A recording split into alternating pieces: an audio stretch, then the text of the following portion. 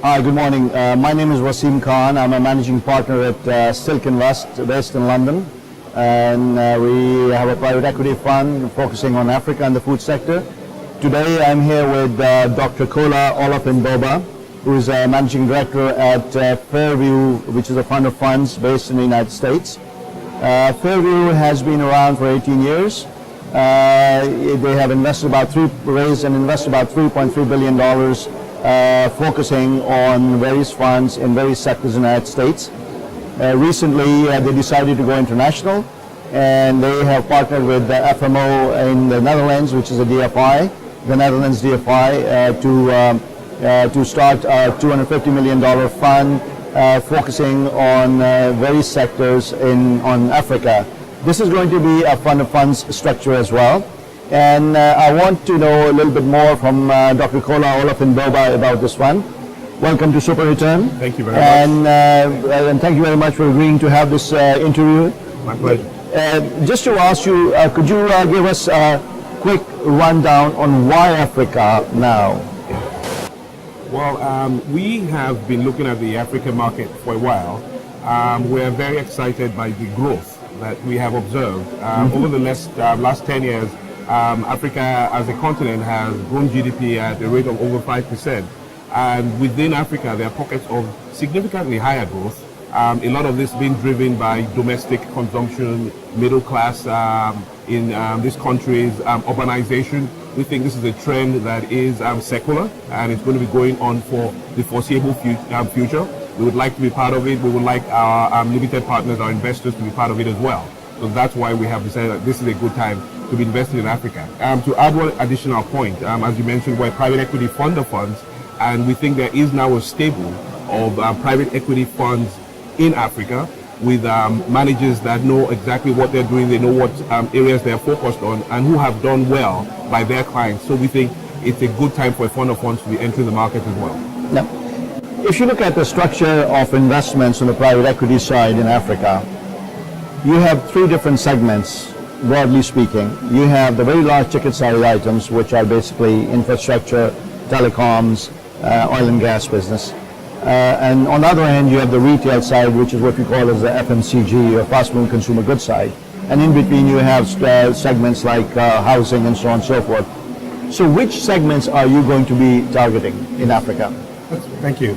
I think that's one of the beauties of a fund of funds, because none of those segments are mutually exclusive. Part of our mandate from our clients and what we expect to do is to diversify. So we mitigate risk in any particular sector or segment.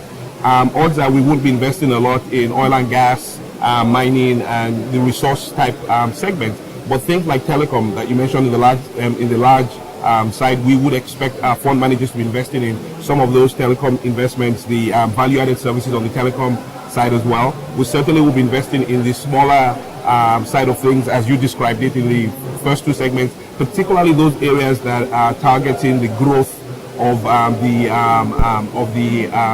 consumer in Africa. Because again, we think that's the story. We think that's where most of the investments that are going to be very successful over the next 10 to 15 years will be made, and we want to be part of that. Yeah. You mentioned that the average economic growth in Africa over the past decade has been about 5% plus, but some countries obviously have grown at a much higher rate, and some at a lower rate. As a matter of fact, the IMF predicts that in 2013, 5 of the fastest growing countries in Africa are going to overtake China, and 21 overtake India.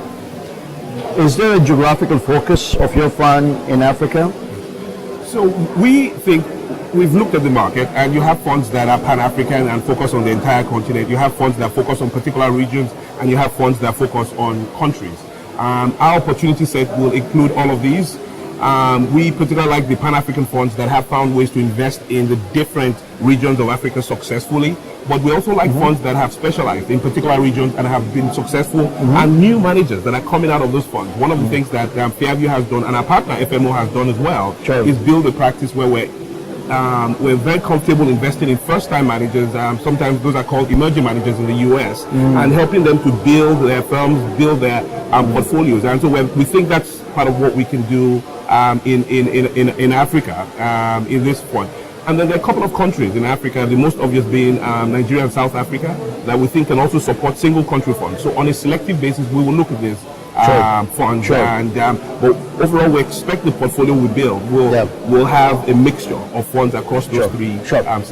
One last question. What kind of clients or LPs are you going to be attracting to this fund? Who would be interested in a fund like this? We think a fund of funds serves a variety of client types. First off, clients who are interested in Africa, who have heard what's happening, but don't have the wherewithal to come and diligence funds on their own behalf. We think this would be a vehicle that could be useful for them. It can help them get into the market with investors who will follow internationally accepted best practices on investing, on reporting, on monitoring, on ESG, etc. Secondly, if you look at large institutions who like to write big tickets that might be too big for some of the smaller nimble funds in Africa, again, a fund of funds can help them. And then small institutions who might only be able to invest in one or two funds and not have a diversified portfolio, a fund of funds can help them. So we think there are myriad type of clients that fund of funds can help, and which we hope the FMO Fairview Africa Fund will be able to serve.